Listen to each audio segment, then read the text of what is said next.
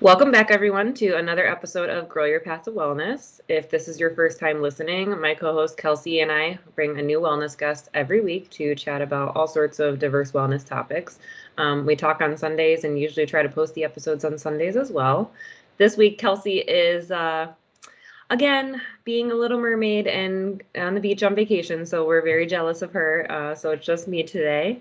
Last week we hosted for the third time Dr. Leslie Cook. She is so gracious with her time. This time she came back and talked about those living ages 20 to 50 with chronic pain. That was a really great discussion. So make sure you check that episode out if you haven't already. This week, again, with TikTok, we found another creator turned friend. This week we are hosting Josh McKivigan, and he's going to be talking all about gender kind of dynamics within the therapeutic setting. And he's filling in for our men's mental health series where my husband usually hosts, but he will be back in the new year post maternity leave or paternity leave adjustment. So welcome, Josh. We're happy to have you.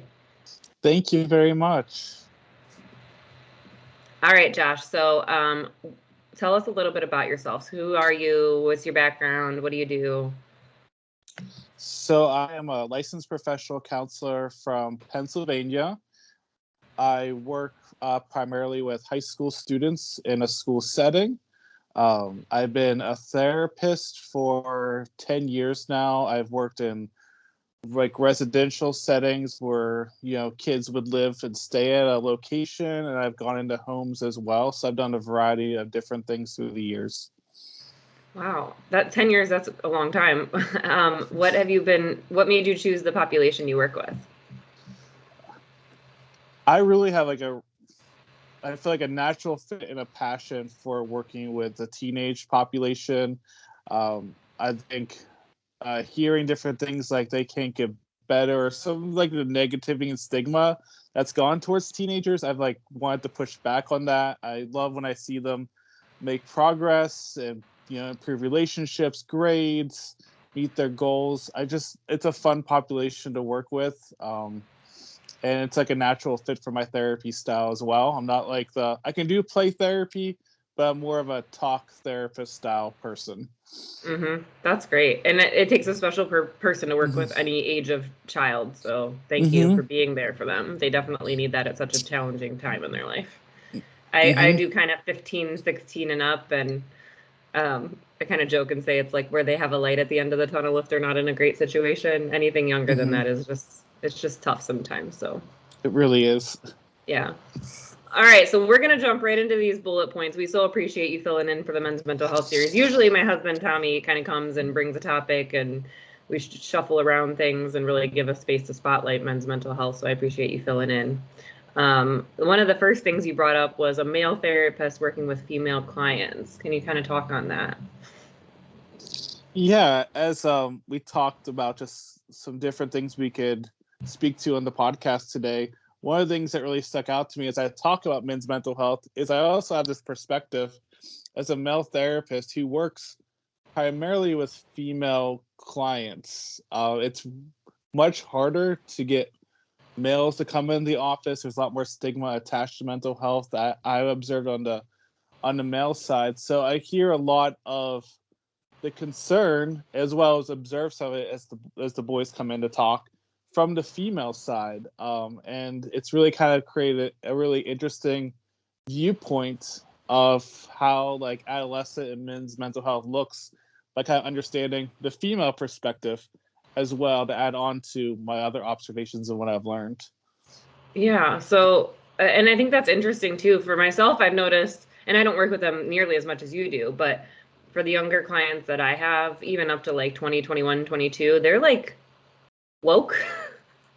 Yeah. That's word. They come in and they're like, yeah, my mom is toxic and I want to break these generational trauma bonds. And I've really been working, and they have all these words, and I'm assuming it's from the internet, right? Because we're an age of information. Yeah.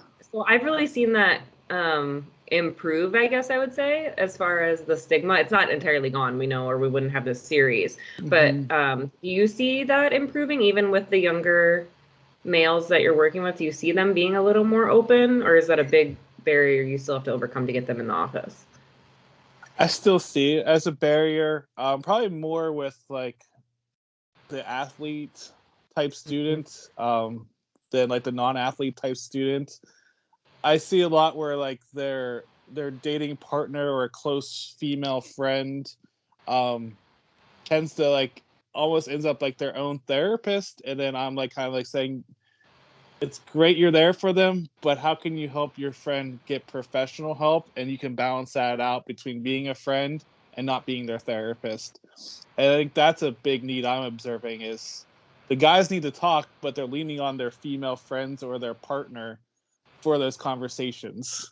Yeah. And I think I think we forget to preface, like, for these conversations, we're just talking about traditional masculine, feminine gender roles, right? We've had many episodes on, the spectrum of gender, but traditional male, female gender roles, and that right there typically falls, and that's almost sad for me as an adult female, is like they're already falling into that caregiver trap that oftentimes women get caught up in adulthood, right? They're like, oh, let me take care of you, and my whole self-care session of therapy ends up being about this person.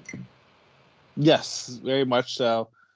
Yeah. And yeah, for sure, like this is more of the kind of traditional men, women viewpoint.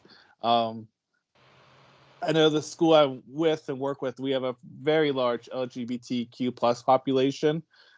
So we do get in a lot of like different gender discussions, which that does add another like layer to things. Like I have been really working to connect some of like the trans students and trying to get them involved in supporting a student club and how to make sure like they have the right supports that they need too.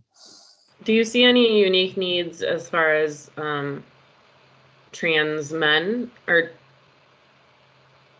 I never talked about a child and called them a man. Trans boys, but is that a trans male? There we go. Trans males that you work with. Do you see any specific mental health concerns with them? What I've observed is in the teenage years, it's very hard to appear the gender that you truly are as a person.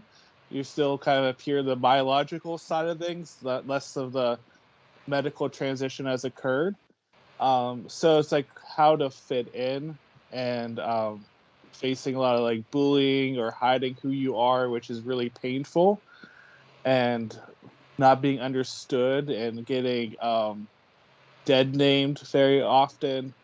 So that's very hard to watch the trans males go through that and finding the support. It's hard on parents. I think more times than not that I've encountered some really difficult parent situations.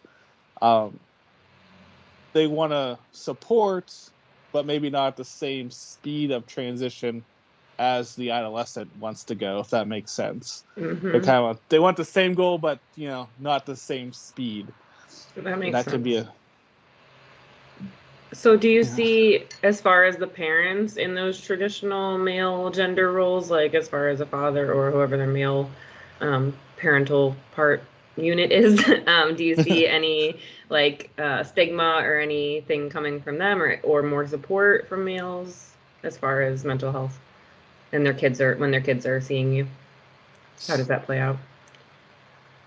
I see it more as I'm right around like a grieving time for a lot of the parents, especially like maybe a dad, like I gonna have to accept this, but I'm not gonna have a daughter, or vice versa. On the other side, I'm not gonna have a son that I thought I was gonna have, and like how to grieve and then support and make that transition on the parent side without. And parents make mistakes a lot, and some, as I know, like there's a difference between just like the outright cruel parent and like the parent who just like, I'm trying and I'm saying stuff that probably is dumb in the long run. I just need to get to that place. And I think those are the parents that I think I really try to support. And then I try to get the resources for the parent who just is putting up those walls and doesn't want to talk about it yet. But I see more parents now that I think are very supportive. generational gaps could be another tricky thing. I don't know if you've encountered that with just like older adult parents that could be our parents' age, and like this was something we didn't grow up with or we didn't talk about, and helping them understand like they didn't do anything wrong, that it's okay to support them, and even sometimes like how to talk to their friends, because like that's not something they would have talked about with their older adult friends. So especially like the men, like, you know, it's, you get like a traditional male, like especially in like Pennsylvania, hunt, fish, go out with your buddies, you know, kind of person. It could be a real big transition, because like you grow up, you get married, you have kids, you have a house with a picket fence. Yeah, and you do the breadwinning and all the household duties. You do all, or not the, not the chores, but you do all the man stuff, right? Yeah. Yeah. You have a job, you get a pension, you do all that stuff. And that's not really reality anymore. Yeah, I appreciate that. Thanks for sharing.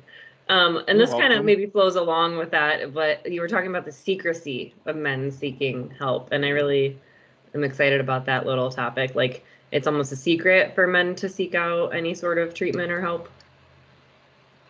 Yeah, it's very, to me, still really sad, hard thing to see.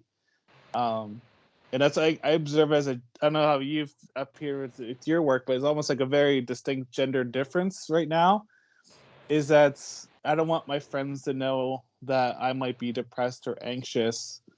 I don't want them to see me this way. I want them to see me as the star athlete, or like I have it all together.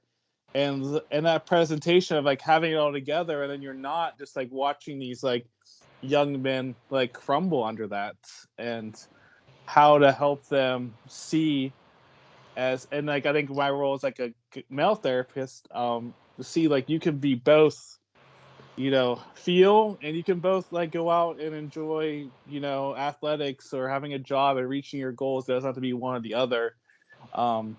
It can be kind of like the best of like a balance.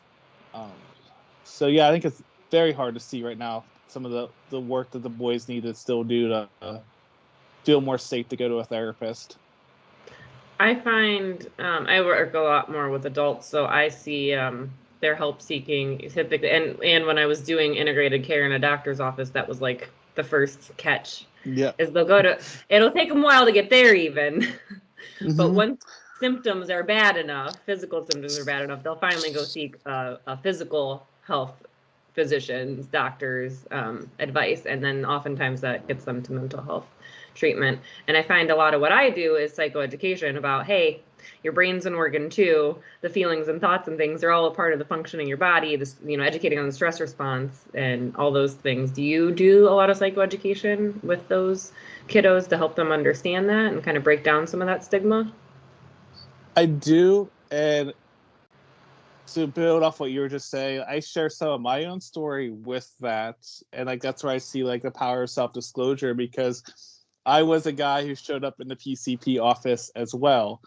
You know, went to school, got a master's degree, have a house, like got married, I got like check boxes, but I hid anxiety and depression for years, and it got to a point where it was ruining those good stuff because I wasn't able to take care of myself, and I was trying to be strong, be tough, keep it together. And so I share that of like getting that help, like it makes you a better professional, it makes you a better dad, a brother, a friend, as I give that psychoeducation of like how the brain works and how the symptoms look and how it can impact your life, but also kind of that personal experience that what took me into my 30s, like I wish you could do like in like your late teens or early 20s. Those a long road that I might not have to take if I would. They had to wait until it got so bad. You show up in the PCP's office. You're like, okay, I'll be honest. I'll fill out that depression screening in the waiting room the accurate way this time. I do the same thing with my younger kid. And when I would, when I see 15, 16, even up to 20, 21, 22, I don't care. Like if they're younger, I'm like, the great thing is you're here now. We're nipping it in the bud. We're doing something about it now. And, I don't have to see you in here when you're 50 with all these chronic health conditions, So yeah, that's a huge point. And I think there's a lot of research on men typically waiting until it gets physical, which is the mental health kind of getting to a breaking point where it's like your body's like, hey, I've tried to tell you through all these other things and they just weren't good enough for you. So here's some chest pain, right? Or here's some insomnia or whatever it looks like. Yeah, it took a neighbor he's in his early 40s now, had to go through like major open heart surgery in his late 30s. And that was my wife was like, you really do need to do something. Like, he appears healthy, he has a job, he's a dad, he does all the same things you do, but he didn't take care of yourself and you're not taking care of yourself. Like, do you want that? And it's kind of like that wake up call. And really, why do we put ourselves through that? Because society doesn't edge it. And I always give people the grace too, like, you don't know what you don't know. Society doesn't teach you this. School doesn't. You spend 12 years in grade school and no one teaches you these things, right? So it's not your fault. But now that you know, let's take that knowledge and make it powerful. Yeah. And I do appreciate you talking about professional self-disclosure. That's a training I have planned actually is ethical therapeutic self-disclosure, because when I went to school, it was like, no, don't do it. And I know people that take it as far as like they won't wear their wedding band or have any pictures, or they'll drive a different car and get real, like, I don't know. That to me is like too disconnected. There's a therapeutic, ethical way to do it where it's not about you. And that was a perfect example of how you can kind of get someone to get that light bulb moment with a little bit of human connection. Right. Yeah. Yeah. Yeah. I worked with someone. It's like they had the question they had asked themselves was like, are you sharing this story to make it about you or make it about them? And if you're answering it to yourself, is this about you? Then like kind of keep your mouth shut on this one. I think there's so much power in disclosure. So I'll be curious when you do that training. Yes, I will let you know. Yeah, and then I always ask too, like, hey, do you mind if I share something? You know, just get without like blurting it into their lives. Your story about your neighbor kind of takes us into the next bullet of men and relationships and support in general, and how you see a general disconnect there as far as men seeking out any sort of support or the relationships they have, and how mental health plays into that.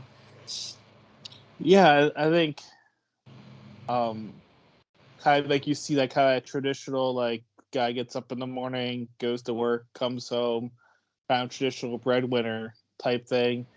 And how to get men to, and even like the teenage boys, to be able to have conversations past work or activities, and who do you go to for help? How do you talk about feelings?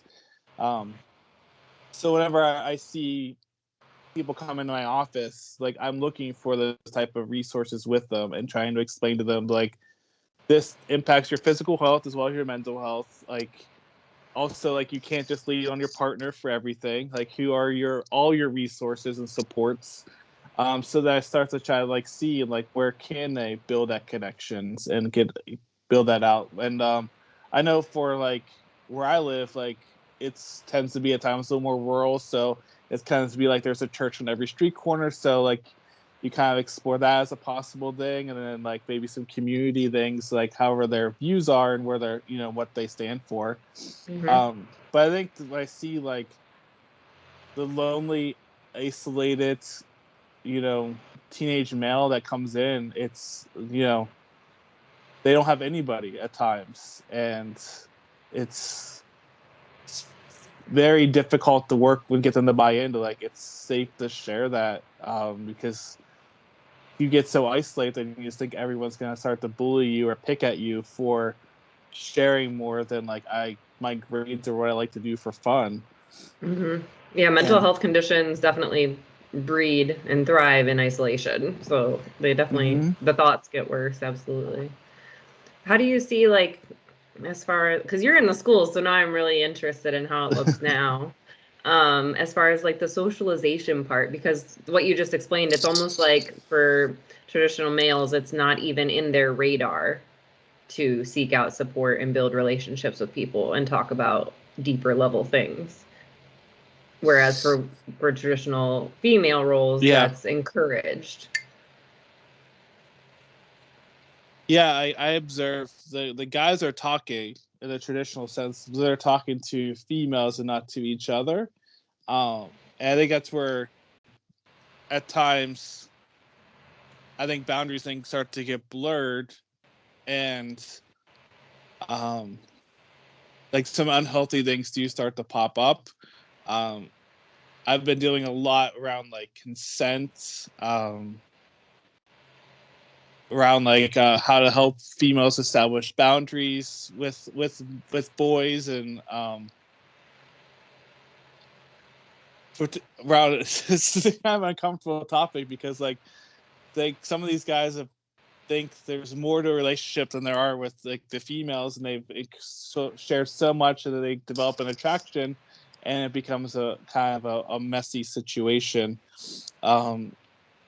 So I think like how to like, you know, be with friends that you don't have that thing. I know like there's male attraction, but kind of like also just have those friends and supports amongst guys who may able to relate to things, and you don't blur that boundary with some of your female friends.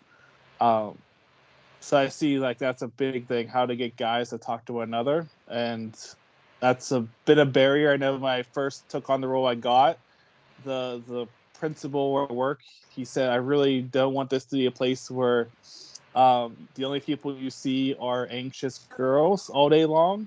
And I know like he joked, and it's a serious topic, but like he shared like, I see these guys come through and they're like not talking, how they're isolating, and they look like I'm scared they're gonna act out violently because they've been keeping everything inside and they're not talking, and people are worried about them. And that gets really scary too. I've had some, with the rise in school violence, it's been a lot of like males who were isolated, who aren't talking to anybody, and then they have risk for the acting out the other way. Well, that's a big challenge to take on. Just a little, like he gave me. It's like, okay, I'm one person, but I get your point. Like, how do we get to those guys that are kind of falling into a lot of darkness? How do you? Working with some of the ones that have gone that, thinking about going that route or exploring those thoughts. I mean, first, like, we have to, like, the best we can for safety, of course. But again, it's rebridging back to, like, connection, relationships, and helping them get into healthier activities, make friends, get out of their house, get out of their bedroom, get off as much as I love TikTok, and as much as I know, like, we both like social media, get off social media and actually see people and talk to them. Because they start searching some really scary stuff, which is part of why I've got into the TikTok stuff, to try to like be a voice against some of that scary stuff. So working with them is building that trust and safety that they can tell me. I think it's important for therapists, even when it comes to suicide as well, that we can create an atmosphere where it's safe to talk about. It's not just like, I want to, you know, feed into that fear of like, I'm just going to put you in a hospital and close the door and leave you there. That a lot of people worry about. That we got to talk about this to understand the triggers and the thoughts behind, like, why would you want to hurt someone to hurt yourself so severely? Yeah, I think one of the things I used to do is let people know, like, when I could see their hesitation when I'd ask them, I'm like, I just want to let you know, I don't have like a red button under my desk that as soon as you say I had a suicidal thought, I push it, and like people come take you away. You have no idea how normal and regular these thoughts are for people in everyday life. It's what you do with them and how far they go. How do you get the males to talk?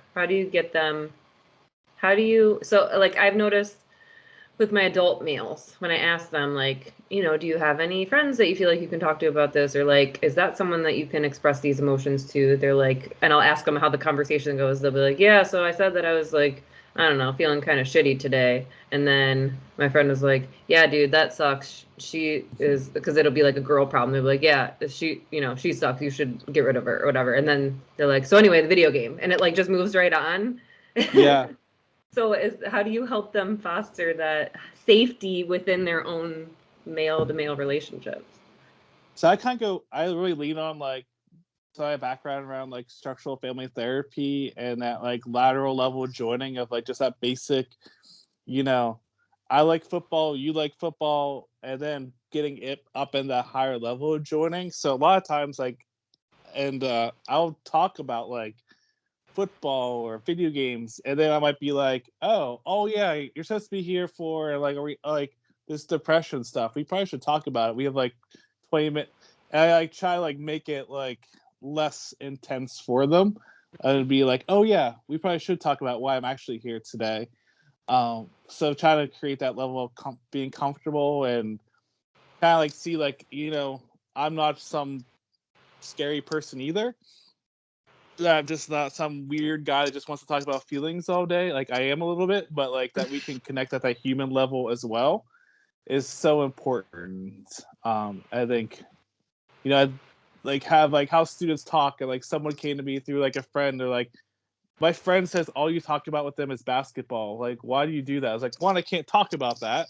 Like, it's great you two talk about your sessions with each other, but like, there's a reason we do that type of thing as therapists, is because we're trying to get you to feel comfortable and build trust and rapport, and then be able to help you feel okay to talk about why you're here. Then, just jump right into it with a stranger. Like, tell me your deepest and darkest thoughts. Go. It takes that time. And I think the guys respond to that. They kind of see that they can come and talk about whatever. That it's whatever topic is there, I'm willing to talk about. And it kind of builds that foundation, which I think often happens in therapy, is I have no idea how to do this. I've never done this in my whole life, but now I have the foundation of doing it safely with another male in a safe place. So maybe I can start to translate that out of my world now, or out of the room. Yeah. So any other, I know you sent me the bullets and we kind of went through them pretty quick, but any other thoughts as you were thinking about men's mental health or the podcast that you wanted to touch on before we kind of start to close out today? I think we covered on a lot. I think this is so important to me, just how to continue to have these type of conversations, and how to include like the male voices out there. I even had a lot of amazing guests of just how it's okay to talk about things, how it's okay to get help, and how like your mental health is just as important as your physical health for manage, and it's going to help you reach your goals and what you're trying to do, whether at home, work, whatever life arena. Is just so important, and to prioritize yourself. I like a lot of my videos, I talk about prioritizing yourself, because when we don't prioritize ourselves, eventually we're going to start to crack, and we're not going to really be there for other people because we failed to be there for ourselves. So that's one of the big things as I talk to the guys, is just, this is going to be more than just like, I'm forcing you to talk about feelings. I'm going to force you to talk about things you don't want to talk about. Like, there's a connection to your life and what you're trying to do with it when you come to talk to a therapist that I'm trying to drive home with them. I feel like it's maybe this isn't appropriate to say, but for me, it's almost, this is like the word I can think of right now. It's almost like a therapeutic scare tactic. Like, I really like when I do psycho ed, it's almost like, especially for the young ones, I'm like, I truly care about you. And I know what happens when we ignore these things. When you're so angry, when you're so anxious, when you're so depressed, I know how that builds and builds and builds, right? And I don't want you to be there. And this is what could happen. And I give them all the outcomes, right? Like heart attacks and strokes and, all, or chronic health conditions that are, that kind of build up too. But I think it's crucial that they know, because otherwise mental health just seems to be this little flowy, happy, almost feminine thing that doesn't get talked about. And I think I joked, I don't know what episode I joked about it on, but it's interesting that we separate mental health and physical health, because it is all physical. We are all one physical body, and it's all in there. It's almost like, how they separate eye insurance and dental insurance from health insurance. Like, it's all one body, right? So I think even just the separation of mental health from health creates that barrier for people getting through. Yeah. It's like, well, I'm not physically sick, so I'm good. Like, and even trying to explain the physical things that come with something like anxiety, like, oh, your stomach is upset every single morning before school. or you haven't been able to sleep for, when you come home, you can't sleep or things like that, or you don't have an appetite. And people have a hard time wrapping their brain around those connections sometimes. I think like sports performance, like you normally might score like 20 points in a basketball game, and last week you scored 10. Like last week, X, Y, and Z was happening in your life compared to the prior week, and like how you manage and cope with that. Like it to help people see like there's performance like that your performance can impact it by something you enjoy is in there too. And it's kind of that getting those light bulbs to come out for a person. Like that's a lot of my style is I just don't personally, I don't like people just like tell me everything they think I should know. Like I want people to help me explore things and help guide me, walk alongside me. So like those light bulbs can also go off for myself, and I can have my own, oh, that makes sense moment. Because I think there's so much more power in that than just sitting in your room and have someone basically just preach at you for an hour and then get up and walk out. Yeah, they have to have that investment and buy-in. It has to like make sense for them. Yeah. Awesome. Well, thank you, Josh. I appreciate you being here. We always ask all of our guests, and that might have been what I just asked before, but I'll ask again in case there's anything. We always ask all of our guests if there's a last minute, like a mantra that, goes with this episode, or one that you like to say regularly, or just any last parting words that you want to leave our audience with on the topic of men's mental health.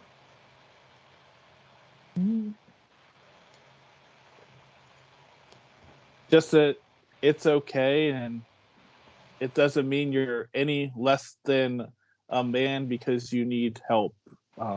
We're human. And if you need to get help, and even preventative, talk to someone. I think everybody could use a therapist, especially everything we're going through between a pandemic and work stress and everything. We were in a mental health crisis, I believe, before 2020 hit, and so it's only gotten worse. So I think if you think you need help, go get it, because you probably do need the help and support, and it's okay. Yeah, I love it. Awesome. Thank you, Josh. You are welcome. You're back welcome. Anytime. We appreciate you coming into this men's mental health. Where can people find you on social if they want to follow you?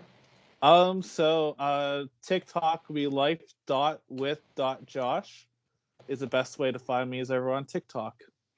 Awesome. All right. I'll make sure I put that in the show notes for anyone that's listening and not able to look you up right now. Okay. We appreciate you being here. If anyone has any comments for Josh, please leave them on the video or at the end of the show, and we'll get them to him. Make sure you like and comment and subscribe so you don't miss out on the latest episodes. Next week, we are welcoming back another return guest. Her name is Heidi Gruss. I wasn't here for this episode. I believe it's Gruss, not Gruss. And she's going to be talking about stepping into fear to feel the magic of personal transformation. So that one sounds great. And then the week after, we're having Kimberly Anderson back again to talk about, this time, queerness in Mormonism. So that religious trauma piece always is interesting to me. But as always, we appreciate you being here, and come back every Sunday for your latest episodes. Bye, y'all.